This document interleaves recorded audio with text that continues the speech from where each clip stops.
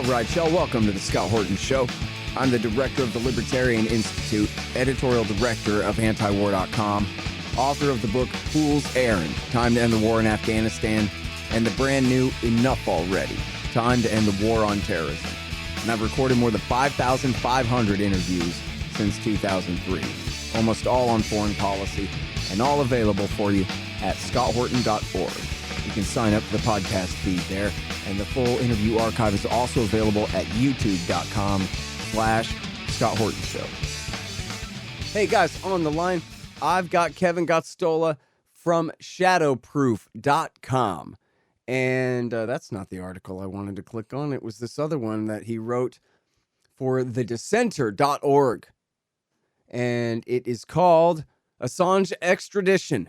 UK High Court grants limited appeal to the United States. Welcome back to the show. How you doing, Kevin? Yeah, thanks for having me. And just to clarify, this thing is a project of Shadowproof.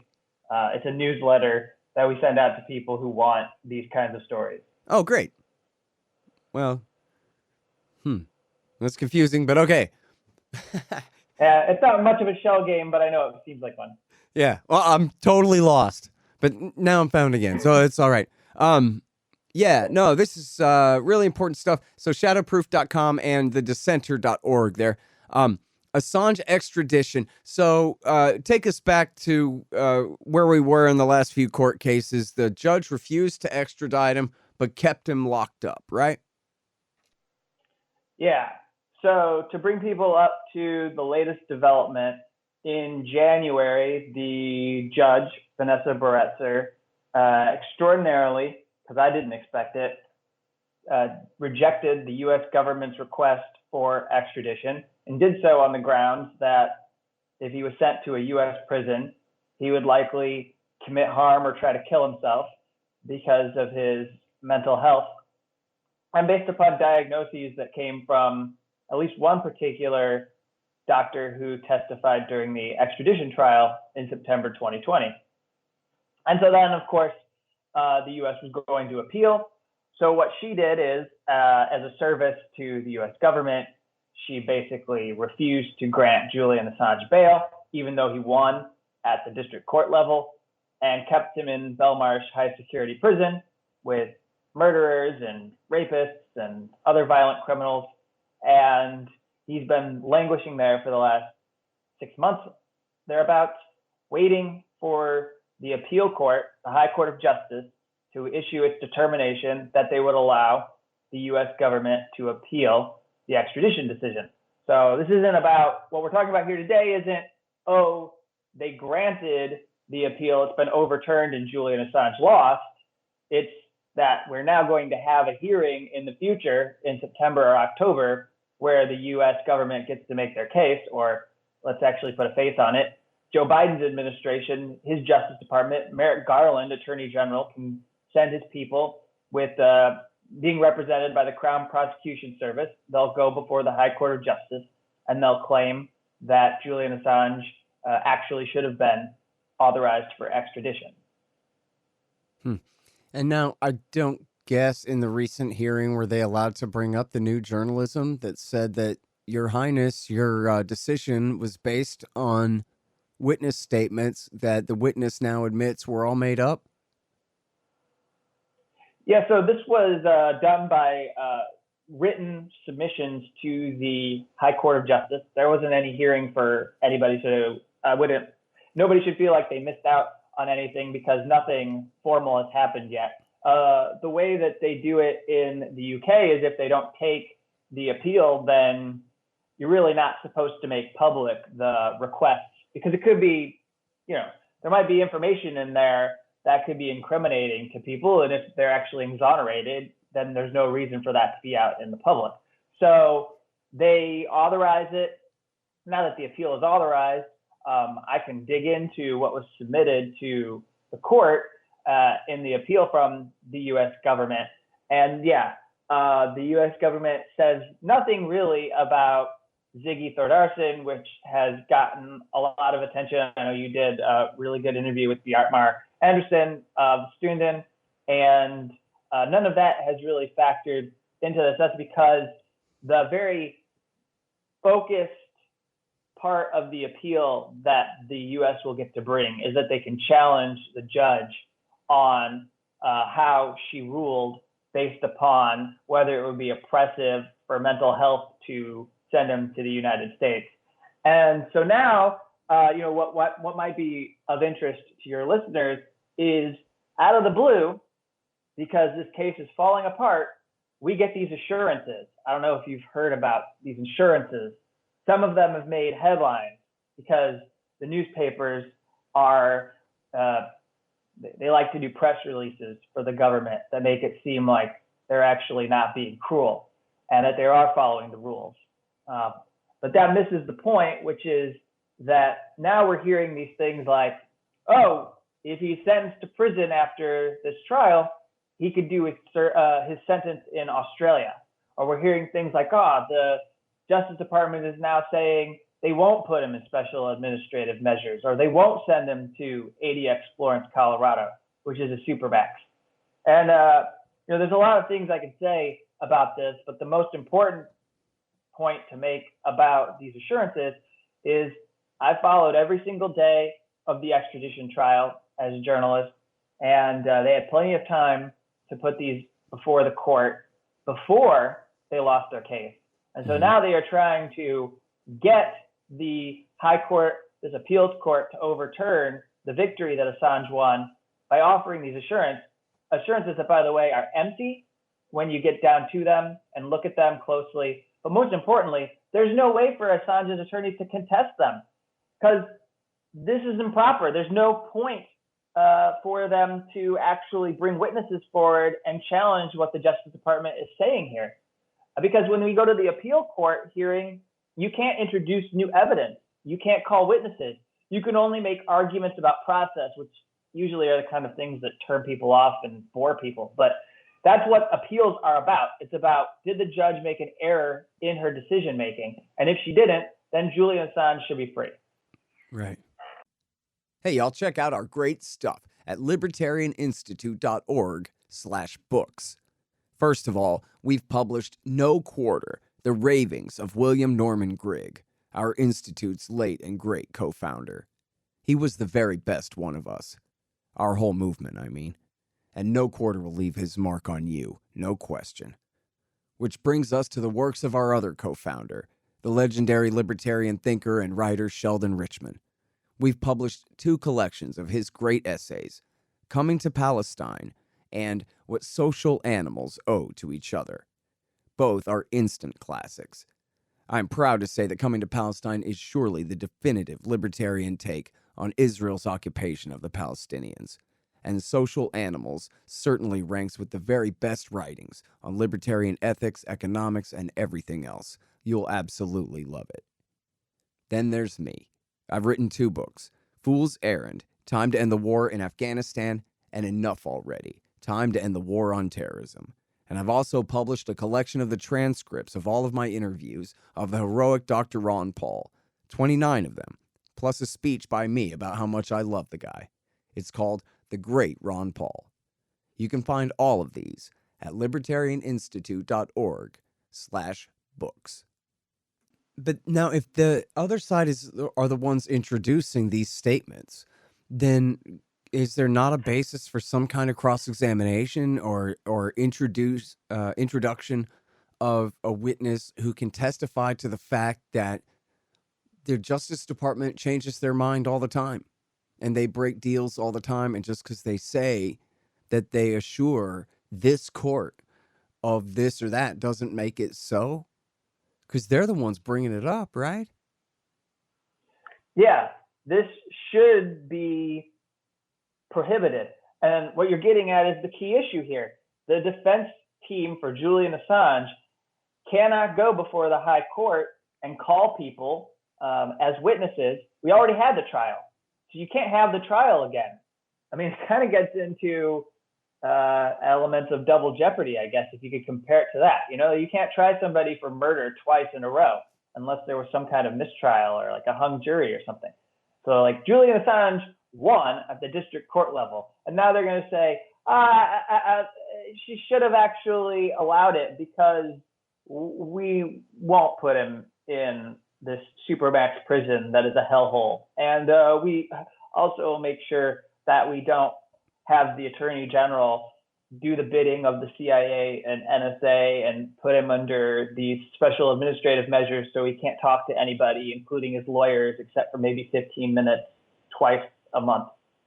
So, it would have been nice to hear that before she authorized the extradition. It's very clear that they are saying this because it is the only thing they have to fall back on in salvaging their case, because clearly Judge Vanessa Baraitser had all the grounds to reject this extradition request. Now, there's another outstanding issue, which is whether the High Court of Justice is going to allow a cross appeal from Assange's legal team. We don't know, but we do remember that back in January, if you were following her decision, it sounded like she was attacking Julian Assange for being a journalist and entertaining just about everything that the U.S. Justice Department has to say about him. Right. And so his attorneys decided that they would like to appeal those grounds and try to clear his name before the High Court of Justice.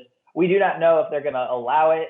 It seems fairly unusual for cross appeals to happen, especially in this instance, where it just seems like it's a fairly unusual process. So we don't know if the High Court is going to grant that. Mm-hmm.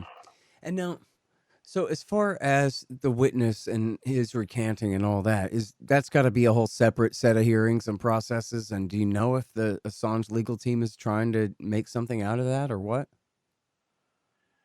I don't know what sort of avenues they have to challenge it in courts. And I say, especially since they are on the winning side of this extradition case, it almost doesn't matter. Yeah. Because the burden is entirely on the U.S. to prove that they should be able to put Julian Assange in a prison. At the same time, though, I mean, as you said, the judge's decision, in her decision, she accepted just about every one of the Justice Department's claims and then said, yeah, but I'm afraid that he'll kill himself if I set him loose into an American, turn him not loose, but over to the Americans to lock in one of their notorious dungeons where people often kill themselves and stuff. So, but it just seems like at least there's got to be a way to bring it to her attention that, by the way, because if they're trying to get her overruled here, it should be brought to her attention or the higher court's attention that the previous decision wasn't really right, that even these claims are true. Apparently they are not. Yes. So on the cross appeal, they could definitely raise the fabrications and the lies behind the hacking allegations. And since we know that colored her view of Julian Assange in her decision, his team would be able to point to all of this, say this is a witness who should have been impeached, who everything he was saying here, and that's part of their cross appeal, actually.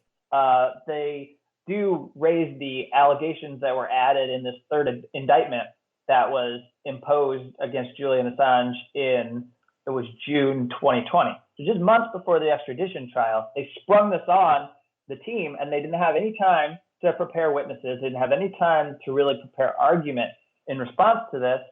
And so that is a matter that definitely deserves the appeal. Now, I will say that one thing people should know, one final thing people should know, is that this is on limited grounds.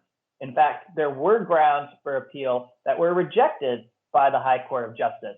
One of the things that the U.S. government wanted to do is argue that the judge should have disqualified this defense psychiatrist named Professor Michael Kopelman, who gave very important testimony in the extradition trial and involved, his diagnoses of his mental state, but also this is where we get the Asperger's diagnosis, that it could be critical in saving him from being extradited, much like there was this case involving a hacker named Lori Love, who was blocked from extradition because Lori, he has Asperger's, he's got elements of Asperger's. And so this doctor, they wanted to say, should have been discredited and not allowed to give testimony. She should have seen him as not being credible because he, they alleged, covered up the identity of Stella Morris, who is Julian Assange's fiance or partner, and they had children together when he was in the Ecuador embassy, and she wanted her privacy protected. She was working with the legal team, and she didn't. They didn't want to out her as being Assange's partner, so he gave her some privacy in something that was a court document. So they say because he did that, he's not a fair and impartial expert who should have been given credibility by the judge. And the High Court of Justice just took that and they threw it in the garbage. They said, we're not going to have anything to do. We're not going to go down that route at all. And so that was completely foreclosed, which is a very good thing. Hey y'all, Scott here. If you want a real education in history and economics, you should check out Tom Woods' Liberty Classroom. Tom and a really great group of professors and experts have put together an entire education of everything they didn't teach you in school but should have. Follow through from the link in the margin at scotthorton.org for Tom Woods' Liberty Classroom. Look here, you and I both know that what you need is some Libertarian Institute things. Like shirts and sweatshirts and mugs and stickers to put on the back of your truck, and to give to your friends too that say Libertarian Institute on them, so that everyone will know the origins of your oppositional defiant disorder and where they can listen to all the best podcasts. So here's what you do. Go to libertasbella.com and look at all the great Libertarian Institute stuff they've got going there. Find the ad in the right-hand margin at libertarianinstitute.org. libertasbella.com. You guys check it out. This is so cool. The great Mike Swanson's new book is finally out. He's been working on this thing for years. And I admit I haven't read it yet. I'm going to get to it as soon as I can, but I know you guys are going to want to beat me to it. It's called Why the Vietnam War: Nuclear Bombs and Nation Building in Southeast Asia, 1945 through 61. And as he explains on the back here, all of our popular culture and our retellings and our history and our movies are all about the height of the American war there in, say, 1964 through 1974. But how did we get there? Why is this all Harry Truman's fault? Find out in Why the Vietnam War by the great Mike Swanson. Available now. So anything else on Assange here before I change the subject? No, go ahead. All right, tell us an update if you can. Give us an update on Daniel Hale, the great drone whistleblower. Yeah, so we're in July. On July 27th, we're going to have the sentencing hearing for Daniel Hale. You know, the biggest thing that I've covered in the last month or so was that his basically his psychiatrist, as he was seeing, that was appointed by the pretrial services, ratted him out to the court. This pretrial services ratted him out, and so that's why he's actually in detention. People need to know that this whistleblower, drone whistleblower Daniel Hale, who provided documents to Jeremy Scahill at The Intercept for his work on it was called the Drone Papers. It later was a part of a book called The Assassination Complex. And Daniel Hale actually ghost wrote a chapter. That was part of when he pled guilty. He confessed to ghostwriting a chapter. I say confessed like it was a crime. I'm proud of him for authoring this chapter. So he is in jail right now at the Alexandria Detention Center, which, hey, is actually the same facility they're trying to send Julian Assange to. If he is extradited, that's where he would be held in the Eastern District of Virginia while awaiting trial. And he was put in solitary confinement for 2 weeks. Then he was released to general population because it's part of pandemic protocol right now in the prison system. And so it's been harsh. He deals with his own mental health problems and stress from being a former JSOC person who was involved in the drone program. And, you know, it's not connected to Assange, but it kind of is, because we're talking about what Daniel Hale's going through in the moments leading up to his sentencing, and these are conditions that Julian Assange would have to deal with. And you see these assurances that I say are empty, and the Justice Department will make claims about its facilities and how it takes care of its people. And yet, back in May, there was a person who committed suicide in this very facility. So this facility that they want to claim is safe and can take care of defendants and can make sure that they survive and get to trial, saw a nuclear engineer who was accused of carjacking and armed bank robbery. He had very severe mental health problems. He was bipolar. There was a request put in to send him to a federal prison hospital in North Carolina, and basically they refused. It was refused, and so he was denied the transfer by officials at that federal prison hospital. And because of that, he ended up killing himself and didn't even make it to trial. Who knows if he actually did these crimes or not, but he never got to have a day in court because he was so mentally ill. And that's what could happen with Julian Assange. It's also the kind of thing that feasibly could happen with Daniel Hale, although I doubt it because he already pled guilty and he's had plenty of time to think about this. And, he's more far along in the process than Julian Assange. But Julian being brought to the United States could very well be this kind of tragedy that he commits suicide before he even gets to trial. Man. And all just for telling the truth. And think about what we're doing right now this week. The president, he wouldn't dare say it this way, but he's admitting that we never should have fought this war in Afghanistan at all. We lost it. And that means if we quit 10 years ago, it would have been fine. If we quit 5 or 10 years before that, would have been okay too. It wasn't worth it at all. Yeah. So the drone war that Daniel Hale squealed about, told the truth about to the American people in leaking this stuff, it was all about essentially war crimes. Dropping Hellfire missiles and 500-pound bombs on people who should not have had bombs dropped on them. And so telling the truth about what you kind of have to admit. If even the Pentagon themselves admit now that they lost, they won't say it, but they're leaving. Their enemies taking over the country. And somehow they still get to sacrifice this guy. And they still get to punish him when all he did was tell the truth about it to us. Back when it mattered, when we could have used it to do something about it, you know?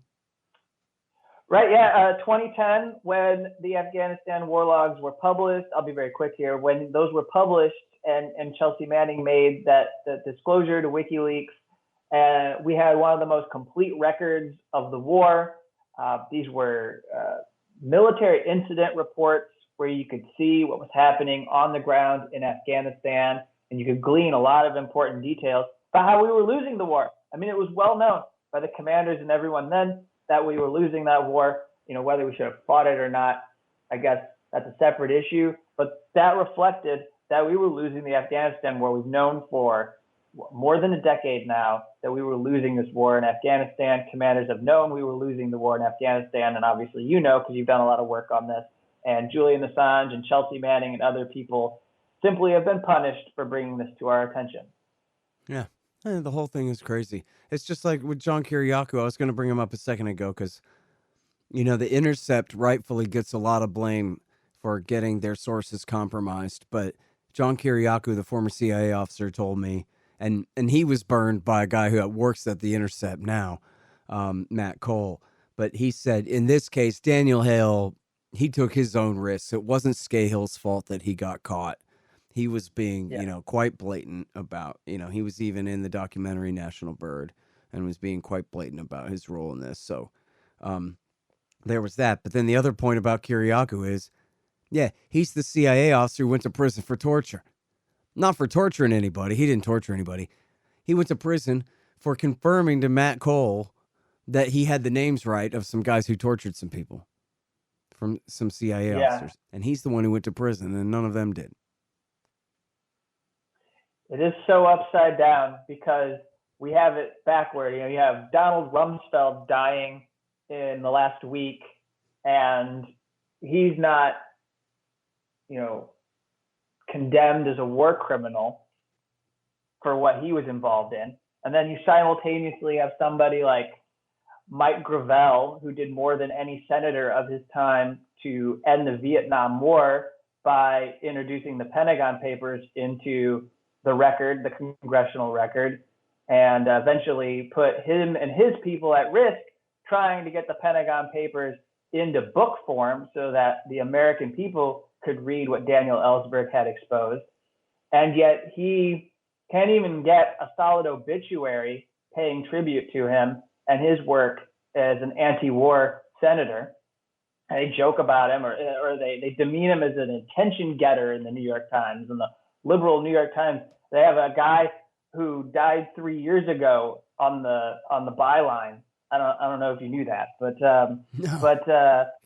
the obituary for Senator Mike Gravel that was published was authored by someone who died 3 years ago. So they posted his obituary after the fact. They couldn't even give it to somebody at the Times right now who is still alive.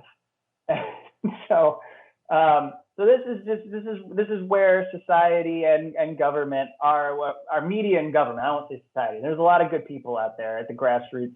A lot of people who tune into this show. I don't want to demean them, but people in establishment media and politics, as well as these national security institutions, are simply is so craven and beholden to the military-industrial complex and the warfare state, and that's why we're talking about these horrible stories. It really is amazing, too. I mean, not to defend them, but from their point of view, who even heard of Daniel Hale? But Julian Assange, man, Hale was a source. Assange is the recipient of a leak and a publisher. And it's not really even asking for principle at all. Forget principle, but how about just naked, bare, unenlightened self-interest that there is a New York Times problem here, David Sanger, Charlie Savage, that if they can do this to Assange, they can do it to you. And now it probably wouldn't be Sanger and Savage, but it could be their friends who end up getting in real trouble for publishing something true. And it would be the Assange case that sets the precedent, that it's not sources like Kiriakou and Hale who get punished under the Espionage Act, but it's somebody who receives a leak from a government employee. In this case, Bradley Manning, Chelsea Manning, gave this stuff to Assange, who then published it online in cooperation with the New York Times themselves. Well, it could actually be them who are hauled before a court and prosecuted under the Espionage Act if we ever have anything in our future that's like President Pompeo's administration. President Mike Pompeo would probably cross that line and cite the Assange precedent and try to haul David Sanger before a judge and put him on trial. All right, stop trying to talk me into this. No, I'm just saying that, like, I know, I'm just saying I hate that guy. In But go Washington, ahead. D.C., and I guess it's a warning to, a lot of these people fashion themselves as like resistance liberals in the Trump era, but it's just a warning to them that they shouldn't act so comfy and safe under Joe Biden while this continues to unfold, because at any moment, we've seen how feckless Democrats can be. At any moment, authoritarianism can rise in its intensity again. And also, this marks the uptrend of authoritarianism in our government. But we also can look to places like the UK and see what they're trying to do. And that, to me, also marks a future for our country. I'm hearing from journalists who do work there. There's a really good journalist, Matt Kennard, who's with Declassified UK, who's warning me about the fact that they want to criminalize the handling of classified information in Britain. What does that mean? That means even if you don't publish those documents, just the mere fact that you obtain them and have them in your possession, nobody ever sees them, but that could be a crime just to be handling classified information from the British government. So I can see people like James Clappers, I can see the John Brennans, I can see the Jeff Sessions and the prosecutors and everything. I can see them salivating here in the U.S. saying, we don't just need something that blocks people from leaking. We need something that blocks people from handling classified information. Yeah. Because what they really want us to do is not talk about these issues. Well, and remember Obama's government went after that Fox News reporter for receiving a leak about Korea. Yep. So it ain't just the Republicans who abuse this kind of stuff. Yep. And that would reflect the politics. Because that was a liberal Democrat, they were willing to target a conservative reporter who was saying that there needed to be more done to go after North Korea. Yep. And then you have, right now with the Biden government surveilling Tucker Carlson. Or maybe it was under Trump that the NSA was doing that. Well, they seem to think that it is acceptable to spy on a news show host who wants to arrange an interview with a world leader. And that, to me, is pretty despicable. We wouldn't allow that under Trump. I don't think we should allow it under Joe Biden. Yeah, that's completely crazy. And then, but it's all personality politics and everything. So unless you're a Tucker Carlson guy, this isn't supposed to bother you. What are you, a Tucker Carlson guy, Kevin? Yeah, well, I'll let the people who are going to show up in my Twitter feed deal with that afterward the interview, There you go. All right, well, listen, man, you do such great work and always sticking up for the whistleblowers and for the publishers of the whistleblowers, which is such an important beat, and you do such a great job. And so thank you so much, sir. Appreciate it. Thank you. All right, you guys. Kevin Gosztola, he's at shadowproof.com. And their new subscription newsletter is The Dissenter. That's at thedissenter.org. The Scott Horton Show, Anti-War Radio, can be heard on KPFK 90.7 FM in LA, APSradio.com, antiwar.com, scotthorton.org, and libertarianinstitute.org.